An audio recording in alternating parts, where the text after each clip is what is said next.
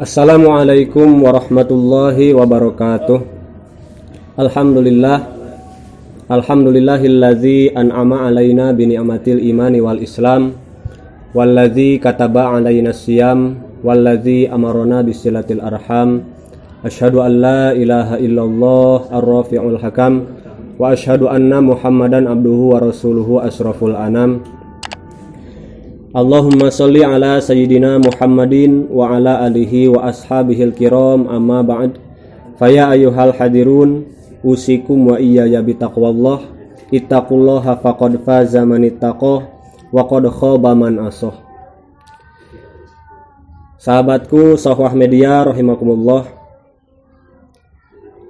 Alhamdulillah, pada kesempatan kali ini kita sudah mencapai pertengahan Ramadan, di mana biasanya umumnya kaum muslimin itu biasanya mulai ada penurunan semangat yang bisa kita lihat di masjid-masjid di sekitar kita, yang mana ramainya itu awal-awal Ramadan saja. Ketika tanggal 1 Ramadan itu masjid biasanya penuh, malah sampai ada yang keluar gitu sholatnya. Tapi ketika masuk hari kedua, ketiga, minggu kedua, minggu ketiga, nah itu biasanya umumnya saf di masjid mengalami kemajuan yang sangat pesat gitu. Artinya safnya maju dari yang tadinya penuh sampai belakang, jadi tinggal 3 saf, 2 saf. Malah 2 saf itu 2 orang gitu ya. Itu juga sudah sepuh, sudah orang tua atau kakek-kakek. Nah, ini yang harus kita lawan atau harus kita perbaiki bersama-sama. Kemana yang lainnya? Nah, biasanya pertengahan Ramadan ke akhir itu mulai berpindah. Yang tadinya seharusnya itikaf di masjid menjadi itikafnya di mal-mal, itikafnya di pinggir-pinggir jalan. Ini apalagi anak-anak muda. Ketika anak muda yang seharusnya lebih kuat daripada orang tua, tapi ternyata dari segi ibadahnya itu kalah. Orang tua kuat taraweh sampai 23 rakaat, bahkan malamnya ditambah tahajud, ditambah itikaf. Sementara anak muda itu tidak kuat. Nah, ini terutama kepada saudaraku, sahabatku yang masih muda. Marilah kita menjaga semangat ibadah kita di bulan Ramadan ini. Jangan sampai di bulan Ramadan ini kita semakin kesini semakin menurun. Pada kesempatan kali ini saya akan menyampaikan nasihat dari Sayyidina Umar bin Khattab yang dimuat juga di dalam kitab Nasha'ihil Ibad oleh Asy-Syaikh An-Nawawi Al-Bantani yang menjadi syarah kitab karya Ibnu Hajar Al-Asqalani. Di sana di maqalah keempat di bab ke-6 itu Umar bin Khattab berbicara, Innallaha ta'ala katama sittatan fi sittatin. Jadi Allah itu menyembunyikan 6 perkara di dalam 6 perkara. Ada 6 rahasia Allah yang harus kita ketahui dan yang harus kita perhatikan betul-betul. Apa saja 6 rahasia yang disembunyikan oleh Allah itu? Yang pertama, katama ridho fit ta'ah. Allah menyembunyikan keridhaan dalam ketaatan. Maksudnya apa? Allah menyembunyikan ridhonya di dalam satu ketaatan, sehingga bagi kita sebagai hamba Allah yang mengaku beribadah kepada Allah, tidak boleh bagi kita untuk meremehkan satu ketaatan pun, meskipun ketaatan itu dianggap kecil oleh orang lain, atau bahkan bagi diri kita sendiri ini kayak gak ada apa-apanya gitu. Padahal bisa jadi ketaatan yang kita anggap remeh dan kita anggap kecil tersebut adalah jalan untuk mendapatkan ridho Allah. Bisa jadi Allah menyimpan ridhonya itu di sana. Mungkin para ikhwan sekalian, para sahabatku sekalian sudah tahu, sudah masyhur kisahnya. Bagaimana zaman dulu ada seorang pelacur yang masuk surga, yang diampuni oleh Allah karena memberi minum seekor anjing yang sedang kehausan. Jadi bahkan dia itu pelacur yang mungkin untuk pandangan orang-orang sekitar Bahkan untuk kita sekarang ini yang namanya pelacur kan, mana ada yang masuk surga sepintas seperti itu. Tapi ternyata ketika dia melakukan satu ketaatan dengan penuh keikhlasan, dengan penuh kerelaan, yaitu memberi minum seekor anjing, ternyata Allah menyimpan ridhonya itu di sana. Maka jangan sekali-kali kita meremehkan satu ketaatan. Siapa tahu Allah menyembunyikan ridhonya dalam satu ketaatan tersebut. Ketika ada yang sodakoh misalnya ya, sodakohnya kita 100.000, dia 1.000. Jangan kita cibir, jangan kita remehkan. Apaan kamu sodakoh cuma 1.000? Ya, saya nih 100.000 sodakoh, 1.000 cukup buat apa? Padahal bisa jadi yang 1.000 itu dia ikhlas, dia yang mendapat ridho Allah. Sementara kita yang 100.000 belum tentu diterima. Karena dia yang 1.000 itu cuma punya uang 10.000 contohnya. Berarti dia sudah menjedakohkan 10% dari hartanya. Sementara kita yang sodakoh 100.000, sementara di ATM masih ada 10 juta, berarti kita masih kurang. Berarti secara persentasi lebih banyak yang 1.000. Adapun ketaatan-ketaatan yang lain juga sama. Ya, sholat kita, sodakoh kita. Jangan merasa kecil hati, apalagi yang baru belajar Islam, yang baru berhijrah, yang baru mulai belajar. Mulailah dari ketaatan-ketaatan yang kecil. Siapa tahu ketaatan yang kecil tersebut adalah disitulah menyimpan ridho Allah. Sebab banyak kisah-kisah seperti orang yang sudah membunuh 100 orang itu masuk surga karena apa? Di akhir hayatnya dia ingin bertaubat. Lalu yang kedua, sahabatku sekalian, Allah menyembunyikan godbun wa katamal godbu fil maksiyah. Allah menyembunyikan murkanya dalam satu kemaksiatan. Ini efek bagi kita, artinya apa? Kita tidak boleh meremehkan satu maksiat pun. Karena apa? Bisa jadi maksiat tersebut yang mengantarkan kita kepada murkanya Allah. Na'udzubillah.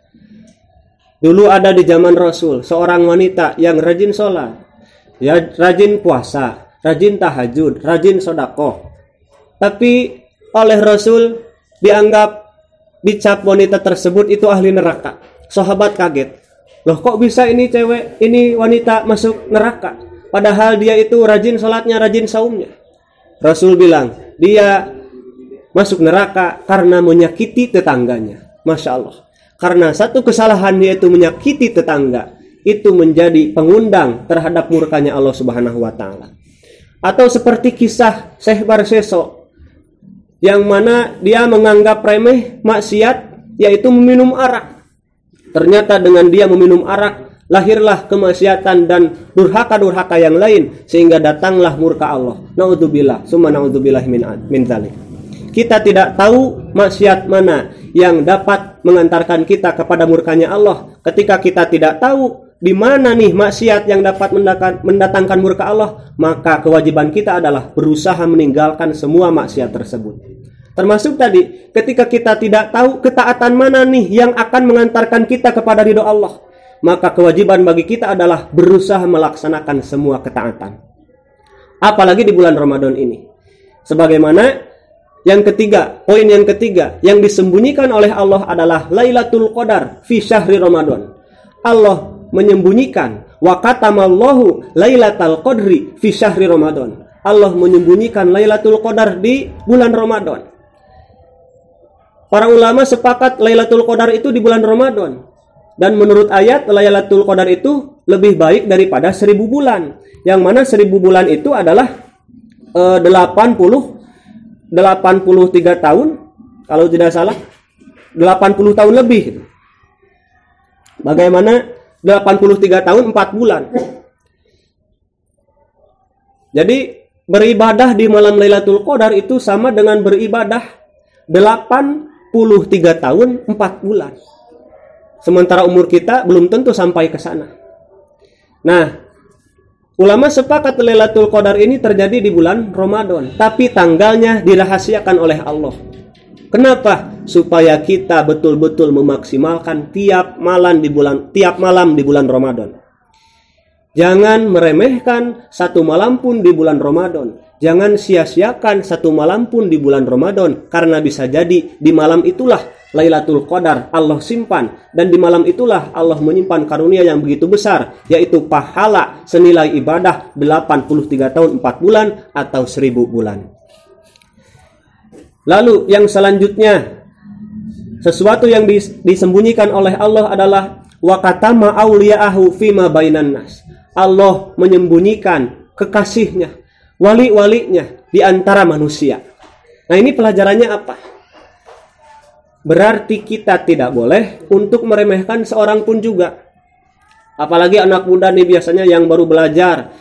Jangan sekali meremehkan satu orang pun. Meskipun orang tersebut kelihatannya pakaiannya compang-camping gitu, pakai celana jeans dan sebagainya. Bisa jadi orang tersebut lebih mulia daripada kita, atau bisa jadi dia itu adalah kekasih Allah.